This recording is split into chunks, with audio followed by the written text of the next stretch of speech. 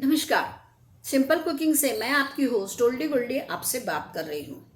आज का हमारा टॉपिक है यानी आज की मेरी रेसिपी है साली के लाही का चूड़ा। हम लोग इसे साली की लाही बोलते हैं। आप क्या बोलते हैं वो मुझे मालूम नहीं है, तो मैं इसे लाही का चूड़ा आपको बताती हूँ। जैसे मैंने आपको मुरमुरा की भेल बताई थी, बिल्कुल उसके जैसे ही है। इसमें भी वो ही सामान पड़ता है जो मुरमुरा भेल में मैंने डाला था। तो इसका महत्व क्या है वो मैं बताती हूँ और आपको सामान भी बहुत सारा जो लगता है वो भी बताती हूँ। तो चलिए फिर हम किचन में चलते हैं। ये जो लाही है ये चावल की ही है। इसके लिए हमें कुछ नहीं लेना पड़ता। ये चावल की ही लाही है, लेकिन ये लाही अलग है। ये ऐसी भुनी हुई लाही है। ये आप देख रहे हो, ये पीला पीला जो है ये चावल का कवर है। तो चावल के कवर के साथ जब ये लाही फोड़ी जाती है तो ये साली की लाही बन जाती है। जब ये कवर निकाल कर ये लाही फोड़ी जाती है तो वो मुरमुरा बन जाता है। मुरमुरे में और इसमें फ़र्क है। मुरमुरा थोड़ा सा हेवी रहता है, इससे ये बहुत ही हल्का रहता है। लक्ष्मी पूजा के दिन हम लोग ये लाही का प्रसाद भगवान को भेंट चढ़ाते हैं। मैं आपको इसलिए ये बोल रही हूँ कि रामायण काल में मैंने आपको बताया था कि रागी का बहुत उपयोग होता था, क्योंकि हमारे जैसे वहाँ पर बहुत सारे साधन नहीं थे, तो लोग पैदल ही जाते थे या घोड़े पर जाते थे। जिनके पास घोड़े नहीं होते थे बैलगाड़ी में जाते थे, जिनके पास कुछ नहीं था वो पैदल जाते थे। तो एनर्जी के लिए ये इसका वापर किया जाता था। इसका आयुर्वेदिक महत्व ये है कि इससे जो भी छाछ में डाल के इसको बनाते हैं उसको लाजामण बोला जाता है। तो वो बहुत महत्वपूर्ण है। एक बार हम इसे भूंज लेंगे, फिर मैं आपको आगे की रेसिपी बताऊंगी। इसका महत्व ये है कि इससे आपकी गट हेल्थ यानी अतड़ियाँ एकदम साफ रहती है, कफ की प्रॉब्लम नहीं होती है, और आप छोटे बच्चे से लेके बूढ़े तक इसे दे सकते हो, क्योंकि ये सुपर फूड है। अगर छोटा बच्चा है तो इसको मिक्सर में पीस के उसकी पाउडर बनाकर दूध में डालकर थोड़ा शक्कर या गुड़ आप जो डालते हो वो डालकर उसको दिया तो उसे तुरंत एनर्जी आ जाती है। बूढ़े आदमी को भी बीमार है तो उसको भी तुरंत एनर्जी आ जाती है। तो इस तरीके से इसका बहुत महत्व है। इसीलिए इसे भगवान का धान्य कहा जाता है।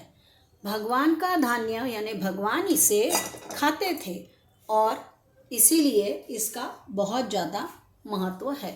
मैं अब आपको एक बात और बताना चाहती हूँ। मैं इसमें थोड़ी शुगर ऐसी फैला कर ही डालूंगी। हम इस लाही को तड़के में नहीं डालेंगे, तड़के को हम इसके ऊपर डालेंगे। दूसरी बात, थोड़ा सा नमक लगेगा, वो नमक भी मैंने फैला कर डाल दिया है इसके ऊपर। और मैं हमेशा एक चीज़ डालती हूँ खटास के लिए, वो है नींबू सत्व। ये देखिए, इसके इतने ही दाने मैंने लिए, क्योंकि मेरी साली की लाही बहुत ही कम है।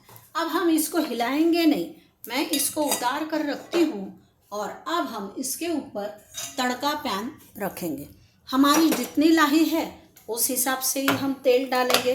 तो ये मैंने 3 चम्मच तेल इसमें डाल दिया है। अब ये तेल जब गर्म हो जाएगा तो हम इसमें राई हींग फोड़ेंगे और थोड़ी हल्दी डालेंगे। अब इस चिवड़े के लिए मुझे लगती है ये हरी मिर्च, फिर मैंने लिए मूंगफली, उसके बाद ये चना दाल का जो सत्तू में हम डालते हैं वो भट्टी से फोड़ी हुई ये चना दाल, तो इसको हम दालवा बोलते थे। और इसमें थोड़े से खोपरे के टुकड़े और अभी थोड़ा सा कड़ी पत्ता सूखा हुआ जो मेरे घर में है।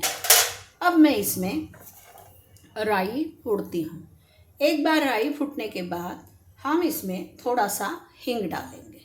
तो राई फूटने दीजिए, फिर हींग डालेंगे। फिर मैं कढ़ाई गैस पर रखकर आपको ये जो तड़का है वो चूड़े पे डालकर आपको दिखाती हूँ।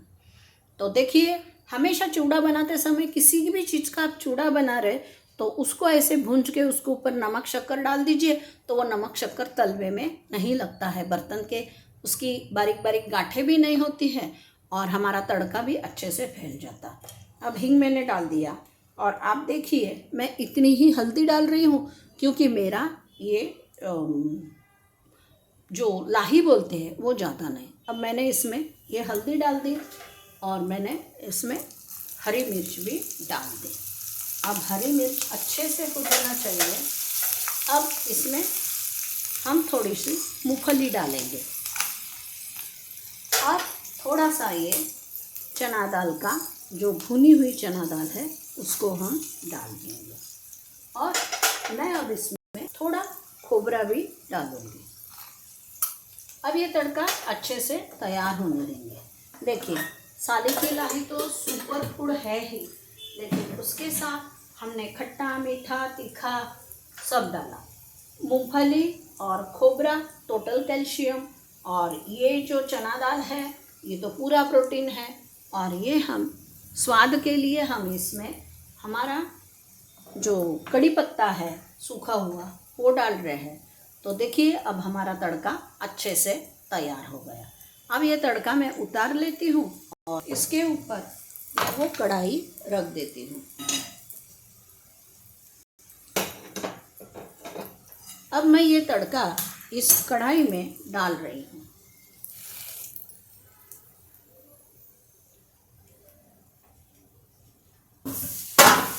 अब हमें कुछ नहीं करना है, बस इस चूड़े को अच्छे से मिला लेना है और हमारा चूड़ा तैयार हो गया।